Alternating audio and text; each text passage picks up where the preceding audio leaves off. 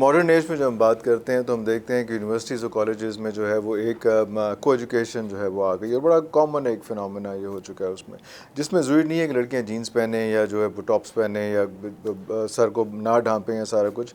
بہت سے ہم نے ملکوں میں دیکھا جہاں پہ انہوں نے اسکارفس لے کے پورے جینس بھی پہنی ہوئی ہے لیکن پورے جو ہے انہوں نے فل پراپر کور بھی کیا ہوا اس میں.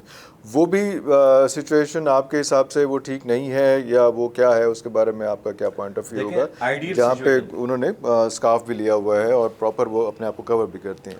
دیکھیں آئیڈیل سچویشن تو یہ ہے کہ اسلام میں کو ایجوکیشن نہیں ہے، سیدھی سی بات ہے. لیکن اب چونکہ یہ جو ہائر ایجوکیشن ہے جن لوگوں سے ہم حاصل کر رہے ہیں انہوں نے تو اس طرح کی کوئی فیسلٹی رکھی نہیں. پاکستان میں چند ایک میڈیکل کالج ہیں جو ایبسولوٹلی فیمیل اسٹوڈنٹس کے لیے ہیں، لیکن اوورال زیادہ تر میں تو کو ایجوکیشن ہے. یہ تو گورنمنٹ کا کام ہے کہ اس ایجوکیشن کو اس حوالے سے الگ الگ کرے. لیکن جب تک یہ معاملہ سیٹل نہیں ہوتا تو پھر گیون سرکمسٹانسز کے اندر آپ جو سب سے بہتر چیز کر سکتے ہیں وہ یہ ہے کہ آپ سیکس ڈسپلن کا خیال رکھیں. سیکس ڈسپلن یہ ہے کہ سورہ النور میں ہے کہ مومن مردوں سے کہو کہ اپنی نگاہیں نیچی رکھیں اور مومنہ عورتوں سے فرماؤ کہ اپنی نگاہوں کو نیچا رکھیں. ایک تو نگاہوں کی حفاظت ہو، آنکھوں میں حیا ہو، پلس عورت کے لیے حجاب کا وہ اہتمام کرے. اگر نقاب کرنے سے اسے ایشو ہے تو میڈیکل ماسک یوز کرے. وہ تو باہر کے ملکوں میں بھی آپ کو کوئی نہیں روک سکتا اگر آپ میڈیکل ماسک یوز کرتے ہیں. ہاں جہاں آئیڈینٹی آپ کو بتانی پڑتی ہے ٹھیک ہے، کیمرے میں کوئی ریکارڈنگ ہے ایئرپورٹ کے اوپر، وہ علیحدہ معاملہ. اس کے بعد جو ایک اجنبی مرد و عورت کا علیحدہ سے کسی ایک جگہ پہ اکٹھا ہونا، اس کی اسلام میں ممانعت ہے. جامعہ ترمذی میں سنن نسائی الکبریٰ میں حدیث موجود ہے کہ جہاں دو اجنبی مرد و عورت ہوتے ہیں نا، تیسرا ان میں شیطان ہوتا ہے. یہ معاملہ نہیں ہونا چاہیے.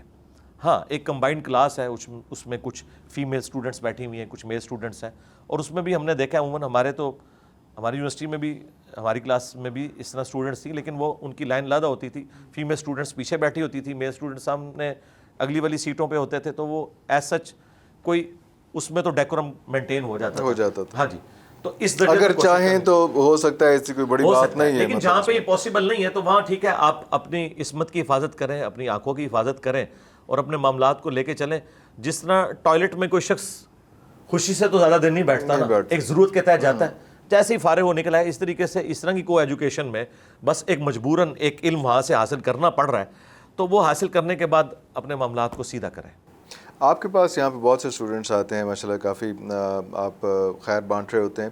آپ کو ان سے انٹریکٹ کرتے ہوئے کیا لگتا ہے، کون سا مسنگ لنک ہے؟ کیا والدین کی تربیت میں تھوڑا سا جھول آ گیا، اساتذہ کی تربیت میں جھول آ گیا؟ وہ انٹلیکٹ بچوں کا ہمیں نہیں ملتا اس وقت جو ہم اپنی نوجوان نسل سے ہم ایکسپیکٹ کر رہے ہوتے ہیں. تو آپ کا روز کا انٹریکشن ہے اور یوتھ ہی آپ کی مین ٹارگیٹ جو ہے وہ یوتھ ہی ہے اس میں. تو آپ کو اگر میں ویسے پرسنل پوچھوں کہ کہاں مسنگ لنک لگ رہا ہے؟ مسنگ لنک تو ہر جگہ ہی نظر آ رہا ہے نا، ہر جگہ نظر آ رہا ہے. ماں باپ کی تربیت میں بھی نظر آ رہا ہے، اور تعلیم بھی اس وقت ایک سمجھ لیں مال کمانے کا ذریعہ بن چکی ہے.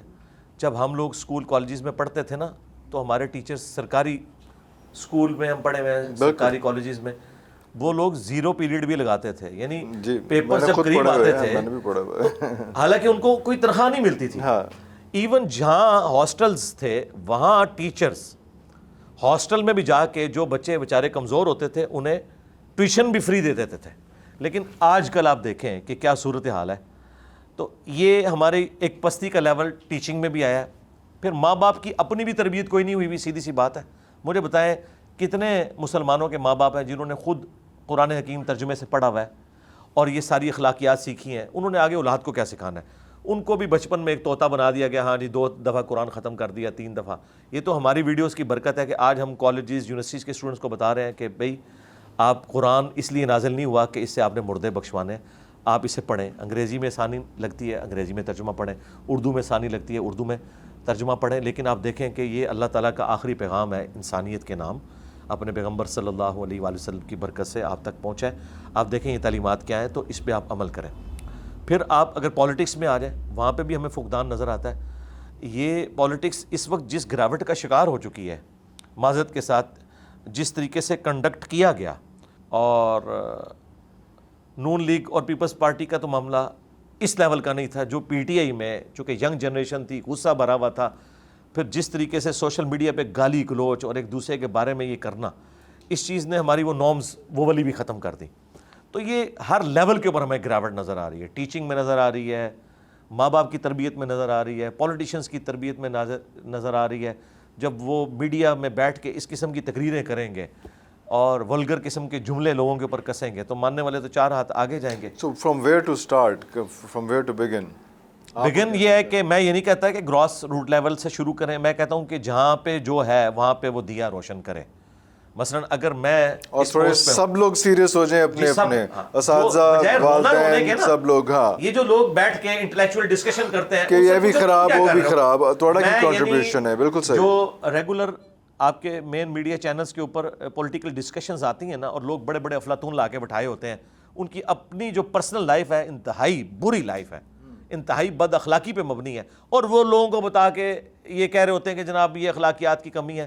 خود وہ سب سے زیادہ بد اخلاق ہوتے ہیں اپنی نجی زندگی کے اندر. تو یہ لیکچر دینے چھوڑیں, پریکٹیکلی جو سمجھتا نہیں ایسا ہے وہ اسٹیپ فارورڈ کرے اور آ کے لوگوں کو اپنی فیلڈ میں تو ایجوکیٹ کرے نا, کہ ہاں ہم اپنے لیے اب یہ نارمز رکھتے ہیں. مجھے بتائیں آسمہ جہانگیر جب تک زندہ تھی کسی نے قدر کی ان کی؟ ہزاروں مردوں کے اوپر بھاری ایک دلیر عورت. اگر یہ ایک داڑھی پگڑی والا بندہ کہہ رہا ہے تو اس کو آپ ہلکا نہ جانیں, ٹھیک ہے؟ تو دیکھیں وہ طالبان جنہوں نے ان کو کافر ڈکلیئر کیا, ان کو وکیل کوئی نہیں ملتا تھا. آسمہ جہانگیر نے کہا میں فری کیس لڑوں گی. یہ بیسک رائٹ ہے. آئی قاتل کو بھی اللہ تعالیٰ حق دیتا ہے کہ وہ بھی اپنا وکیل کرے گا, وہ بھی اپنی بات کرے گا. یہ اپرائٹ لوگ ہوتے ہیں جو ہمیشہ حق کے لیے کھڑے رہتے ہیں. وہ یہ نہیں دیکھتے کہ یہ سامنے میرا مخالف کون ہے, یہ میرا مخالف ہے یا اس نے فلاں وقت میرے ساتھ یہ کیا تھا تو اب میں اس کے ساتھ یہ کر دوں. اس طرح کے لوگ ہر جگہ موجود ہوتے ہیں, لیکن اس طرح کے لوگ سیلف موٹیویشن پہ چل رہے ہوتے ہیں. لوگ ایسے لوگوں کو پسند نہیں کرتے کیونکہ ان کی بدنامی زیادہ ہو جاتی ہے. تو اس طرح کے لوگ ہر زمانے میں موجود ہیں, آج بھی موجود ہیں. آپ تلاش کریں. اگر میں 2-4 صحافیوں کے نام لے دیے تو باقی ناراض ہو جائیں گے, تو اس لیے میں یعنی آپ کو خود کہتا ہوں کہ آپ تلاش کریں. بالکل صحیح ہے. مرے ہوں کا ذکر میں کر سکتا ہوں کیونکہ اس پہ لوگوں کو صبر آ جاتا ہے. ہاں لیکن ہم لوگ آج کل تو دعاؤں پہ بہت زیادہ آ گئے نا کہ یہ ملک جو ہے یہ بچے گا, دعاؤں سے بچے گا. یہ جو کہانیاں ان کو کروا کے کہ ریالٹی سے اس کا کوئی تعلق نہیں ہے. ریالٹی یہ ہے کہ بھائی 10 دفعہ دروشی پڑھنے سے پیٹ نہیں بھرتا. ریالٹی یہ ہے کہ 100 دفعہ سبحان اللہ پڑھنے سے پیاس نہیں ختم ہوتی. وہ آپ کو محنت کرنی پڑنی ہے. پاکستان کو یہ دعاؤں کے اوپر ہی لے کے چل رہے تھے, تو دیکھیں 2 ٹکڑے تو ہو گیا نا, بنگلہ دیش الگ ہو گیا نا. کسی بزرگ کی دعا لگی کوئی کام نہیں آئی ہے.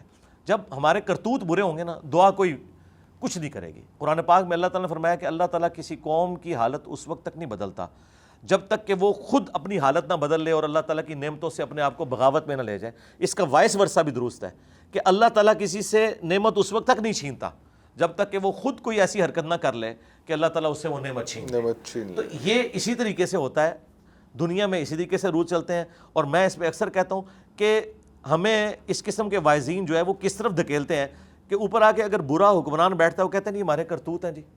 بھائی قیامت دی نشانیاں نے جی, قیامت دی ساری نشانیاں پاکستان میں پوریاں ہوئی.